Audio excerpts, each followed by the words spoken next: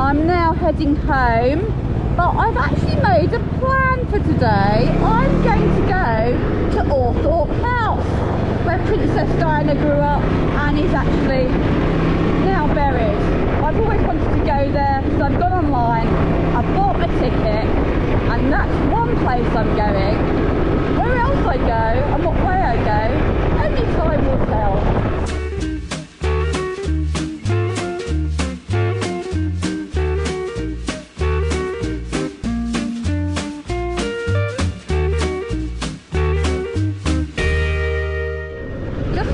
The Althorp estate, look at these beautiful flowers, smells delicious.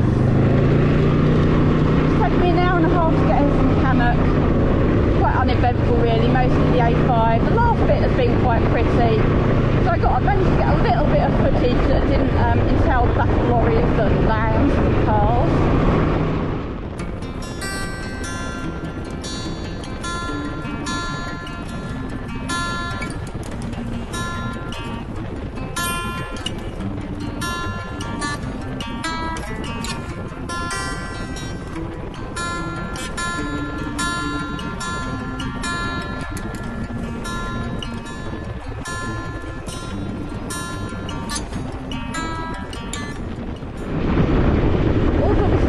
Open from the 1st of July to the 31st of August this year, 2024.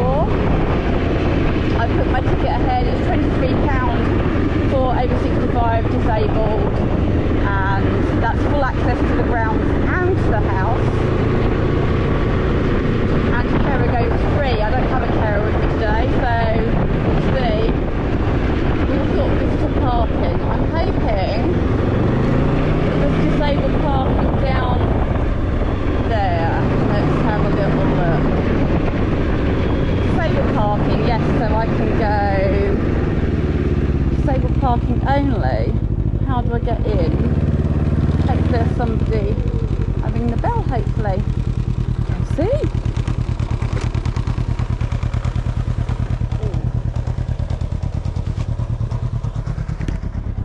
That was easy. I just went and saw the lovely lady, told her I got a disabled badge. I checked in with my name and my ticket. But if you haven't got a ticket, it's fine. You can still come here, see the lady, get up to disabled parking, and then get your ticket up at the house.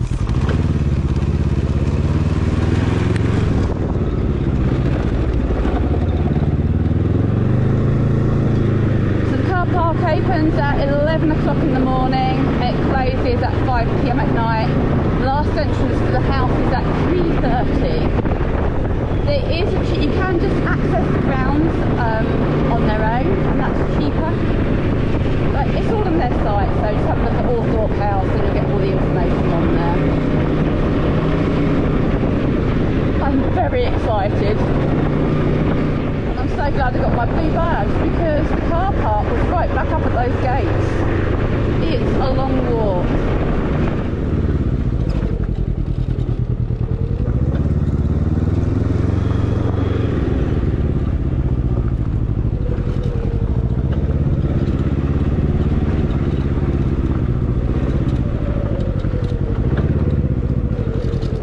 Presuming just go here. Oh, it's great to get out of my hot stuff. Before I go in, I've just got to do my 10 squats. I'm going to hold on to Bumblebee because I'm doing my 100 a day challenge. Starts today. I think that's 5. So I'm trying to do 10 every hour and not fall down. Doing okay so far. 2 more and I'm up to 40. If you want to sponsor me for cancer research, the link's down below. I'm actually feeling quite emotional. This is where Lady Diana Spencer grew up and is now laid to rest as Princess Diana. I don't know if she was the Princess of Wales at the end, actually, whether she lost her HRH, but I don't care. She's the Queen of Hearts and always will be.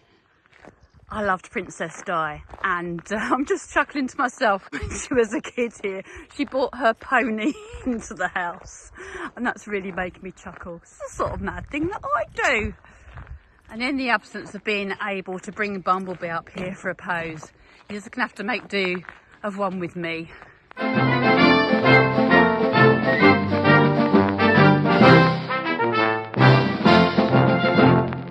Unfortunately, you can't film or take photos inside, but that's okay. The staff are wonderful. It's an amazing place to come visit. I can thoroughly recommend it. It's still, the places you visit in here are still parts of the house that are used by guests and by the family also. So that's pretty special, to be fair. And like everything, I learn something new every day. Princess Diana did not grow up here. In fact, she grew up in Norfolk near Sandringham and went to boarding school in Kent. Her father didn't inherit this until she was 13 years old. So she kind of spent her time between here and down in Cornwall with her mother from the age of 14. But you can actually see her bedroom where she stayed here and see portraits of her and photos of her. It's a really nice place to come, but there's some great history as well about the family. Althorp House was actually built in 1508 by the Spencer family, for the Spencer family, and it remains in their care until this day. But the Spencer family were actually sheep farmers from Warwickshire, and they purchased the land in 1508 over here, 300 acres they wanted, bringing with them 19,000 sheep. And it then became what we know today. I don't know where they got their ealdom that from. It was obviously granted at some point from one of the royal beings. So the house was originally built of red brick, like you can see in that one over there. And in fact, it is still red brick underneath, but they've put the tiles over the top. They also owned a property on Wimbledon Common, and Wimbledon Common was actually theirs. They used it for shooting and hunting, and it was the 5th Earl of Spencer that then bequeathed it to the people. So Wimbledon Common was once privately owned, but because of him, it then became a community accessed place to be. I'm not sure about the rights for the Wombles though. I'm not sure if they still own them or not. Diana was actually born at the Park House, which is part of the Sandringham House estate, which is a royal residence and still currently under the ownership of King Charles III. And actually King Charles's great-grandfather and grandfather both died there. That's George V and George VI. Anyway, Lady Diana Spencer's family rented the Park House there. So I think that's going to have to be a little planned visit, isn't it? If you watch my vlogs regularly, you'll know that I love trees and all things nature. This one is extra special though. It was planted by Nelson Mandela on his visit to Althorp on the 1st November 2002. I'm now heading up to the lake to see that area on the island where Princess Diana is buried and commemorated. It is a little bit of a walk, but I'm sure it's going to be very worth it. That is the final resting place on the island of Diana Spencer. And the temple at the other end of the lake, where I'm now heading, was moved from Admiralty in London in 1926, but has been dedicated to the memory of Lady Diana, Princess of Wales, since her death in 1997.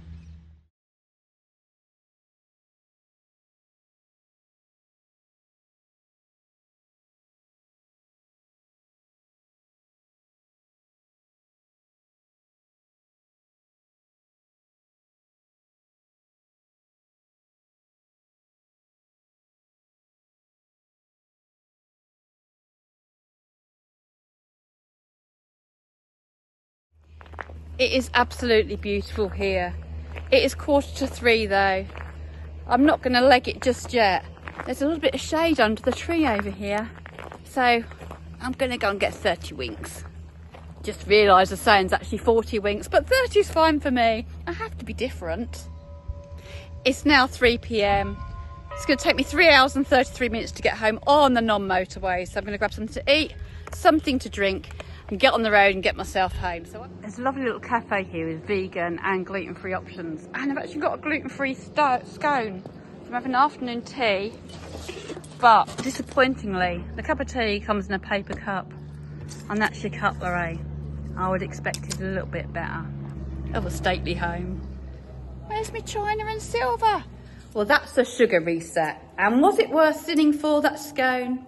No, it wasn't. And I'm very disappointed actually with the paper cups.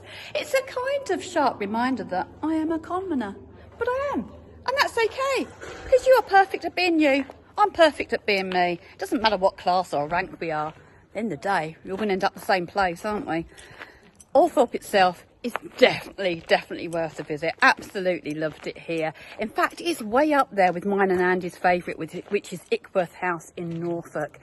And I will definitely be coming back here again when I'm passing, because it's one of those places you could just come time and time again. And so starts the long ride home.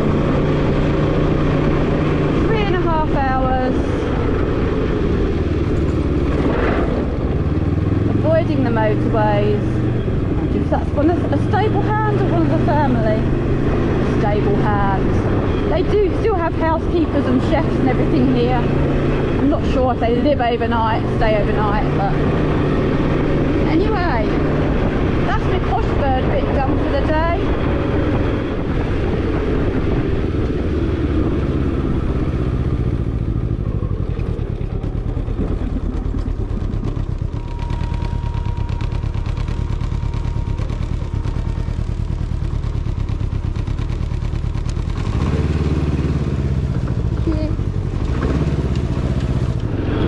Great little bit of history here. 1745, Bonnie Prince Charlie was marching south from Scotland through England towards London to claim the throne. But when he got here at Harlestone, he heard that Northampton regiment were gathering here, and he turned back and fled back to Scotland, which resulted in the Battle of Culloden. Jumping to another era, Jane Austen was said to have stayed at Harlestone House, which was demolished in 1940, but is now the site of the Northampton Golf Club. We've just dipped into Buckinghamshire, and this village is the most northerly village of Milton Keynes. The name is derived from a personal name of Lavendon and means Laver's Valley.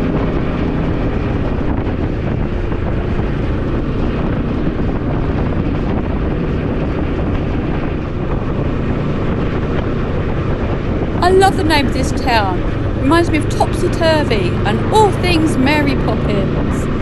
We are now in Bedfordshire, but still running along the border of Buckinghamshire. And this town, like the previous one, was mentioned in the Domesday Book. So they're very old places indeed.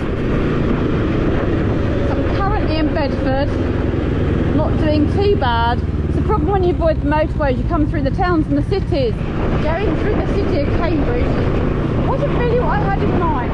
Means we're here, we'll do a bit of history. Cambridge is a university city, and the University of Cambridge was founded in 1209. But settlements have existed here since prehistoric times, and a 3,500-year-old farmstead was discovered on the site of Fitzwilliam College. And of course, as with any good English city, there is a Roman fort here. 1934 Polar Research Institute, the Scott Polar Museum. I'm literally going through the city centre. Oh bugger, I wanted that lane there, now I'm going to be going right. Oh well. Magical Mystery Tour again. The research institute that we just saw was founded in 1920 in memory of Scott and his 4 companions who died in 1912 returning from the South Pole. The institute is the oldest centre for polar research within a university.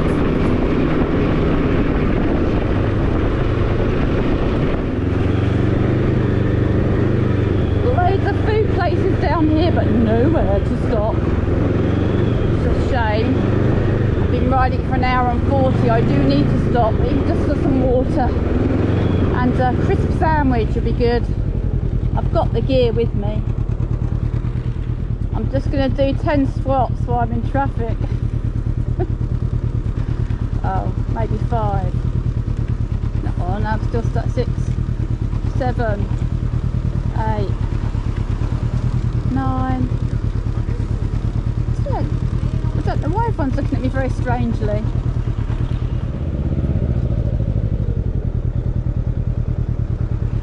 Zion Chapel Sunday School, 1837 to 1879. Zion Baptist Chapel, 1878. It's like an Indian restaurant open there, but there's still nowhere to park. There's a Lidl in there, that would do.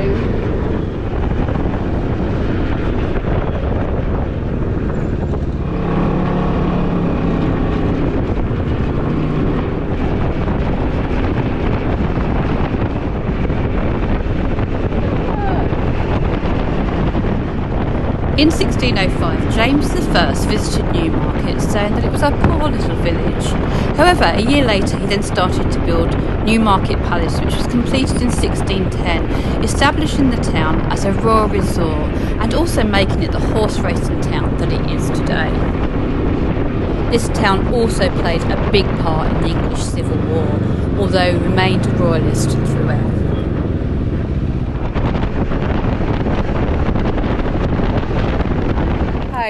But I just wanted to pop in and say thank you to all the lovely people in Northampton and Cambridge for being so patient and so kind and letting me into the right lane when I got into the wrong lane on so many occasions. I really am very grateful.